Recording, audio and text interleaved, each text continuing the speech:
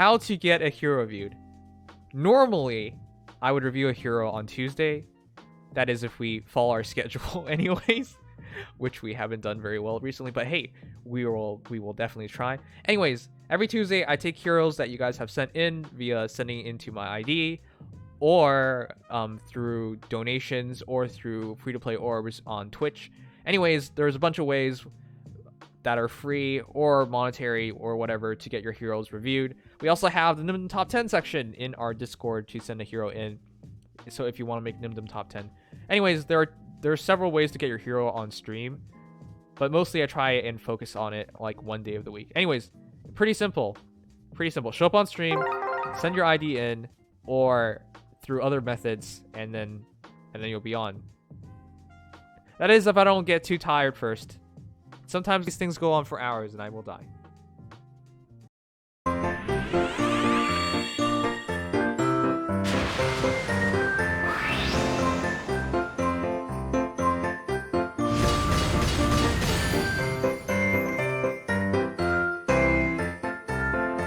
Fire, what is this?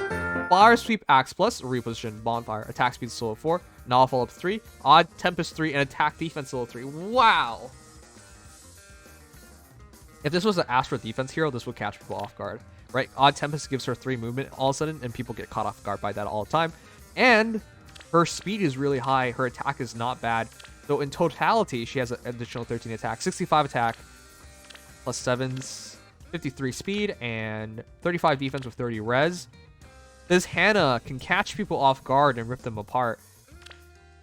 Bonfire because of the attack defense solo. So yeah, it is pretty cool. It is pretty cool.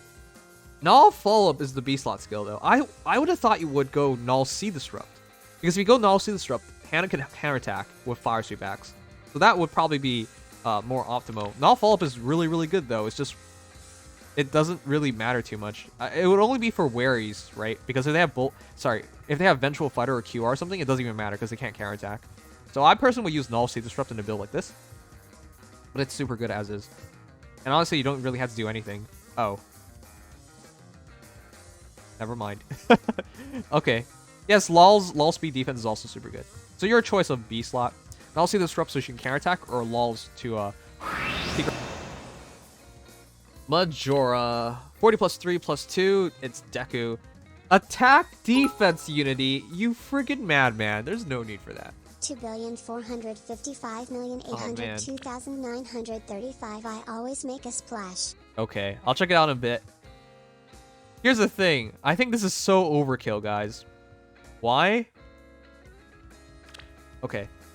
DC is her best weapon because with her defense going as high as it goes, right? 38, 35. With Twin Star Axe asking to be buffed. So you should be...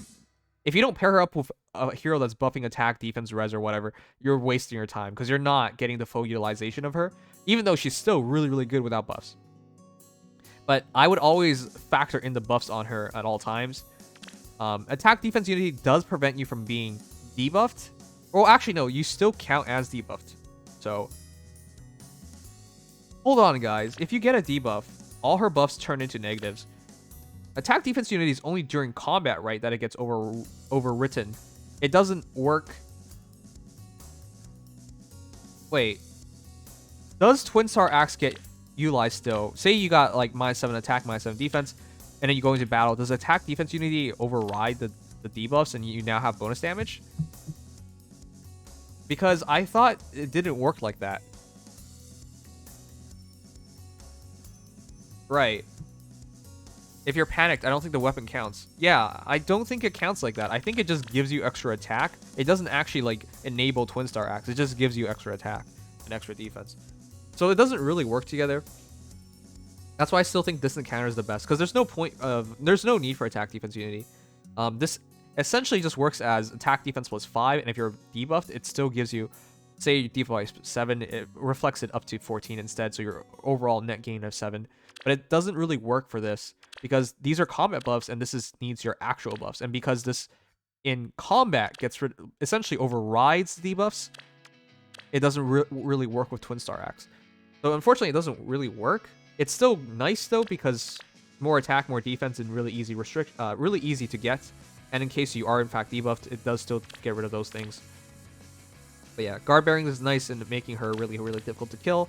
If she gets hit one time, she would probably flatten you on the next wave of attacks. But that works better with DC, because range heroes kind of just gotta ignore that. Attack defense rain is super good. That's the one skill you should always keep on her. Heavy blade's good too for faster ethers. It's a great build. It's just it's not being fully utilized. I think the idea that you had was that it could prevent her from getting losing her buffs, in which case her axe doesn't get fully enabled. But it doesn't quite work like that. I ultimately think DC is better. DC is just too hard to resist. She can't really get killed by mages in one shot because her defense and res is really, really respectable. Even archers, if she takes one shot from an archer, as long as she can counterattack, she should like wipe the 4 of them. Either way, Levitating's ultra good. I'm gonna try and get one copy of her this weekend, and if I do, I'll give her distant counter too.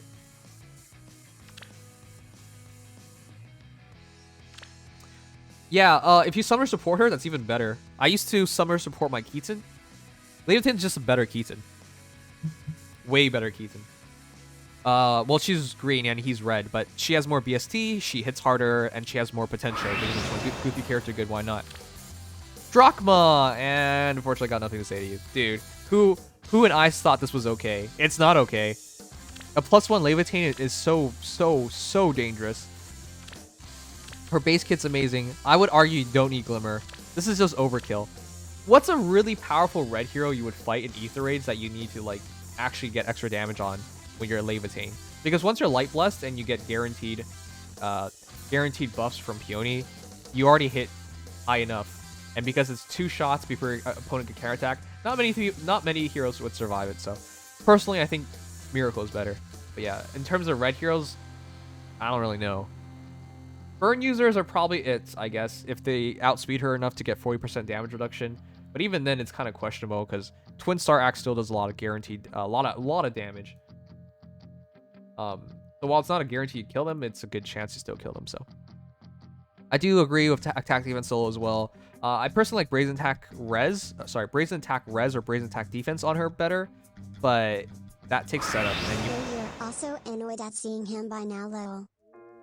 Okay, so the reason why I was just like immediately dropping my head and signing was just like, you have enough builds with Ryoma. I know the last time we talked about Ryoma was like, what, 4 or 5 months ago, and we were like, hey, he should get his refine any day now. And now it's looking like he won't get his refine in 2020, so I get your impatience, but let's just be frank, whatever refine he gets will be the best thing for him, for sure. There's no way they're waiting this long for DC refines just to make them bad. With that said, though, yes, you are correct. If Flashing Blade 4 works with Gale Force and Ninja Katana, this is actually seriously good.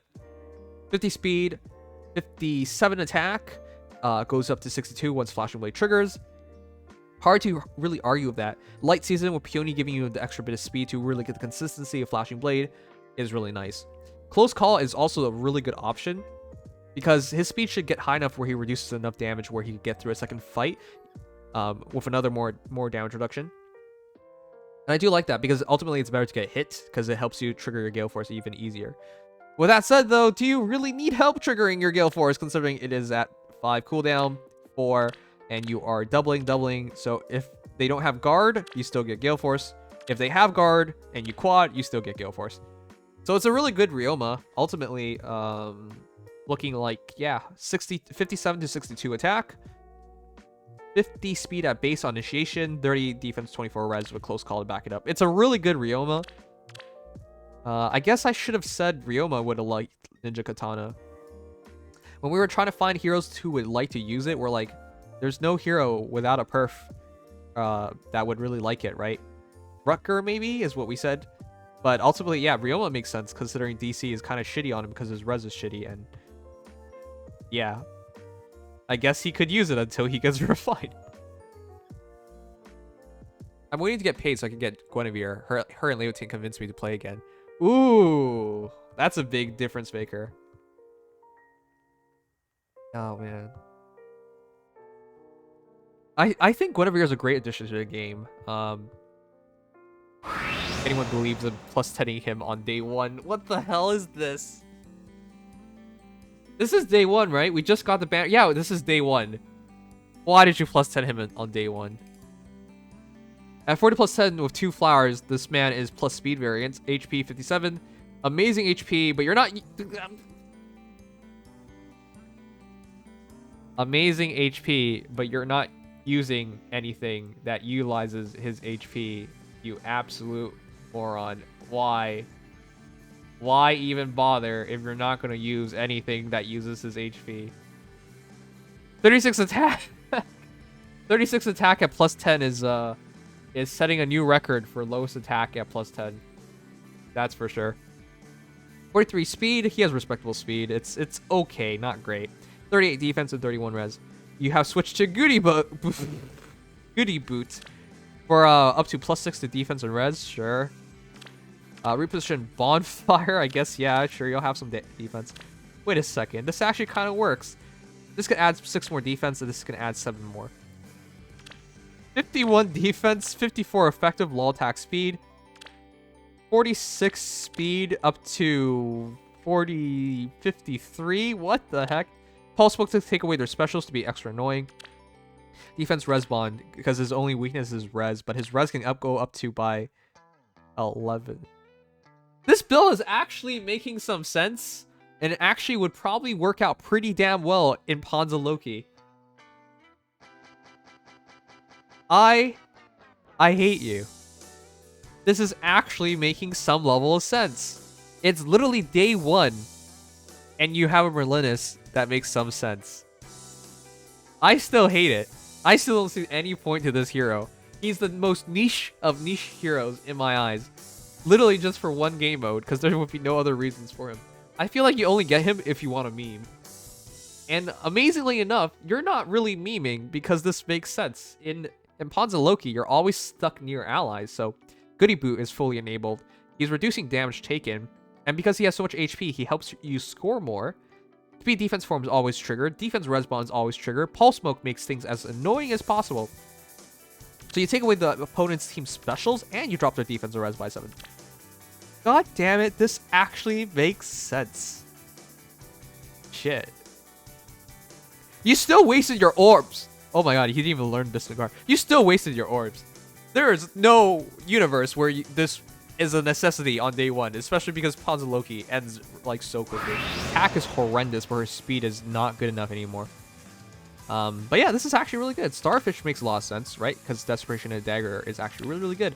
Moonbow, yeah, you want to get this as quickly. You want to get a special trigger. Times Pulse, Moonbow, yeah. Guaranteed Moonbow when you fight. Considering she doesn't hit very hard, a guaranteed special goes a long way in ensuring the kill. Attack speed push and lull speed defense basically gives her another 10 attacks with 56 attack.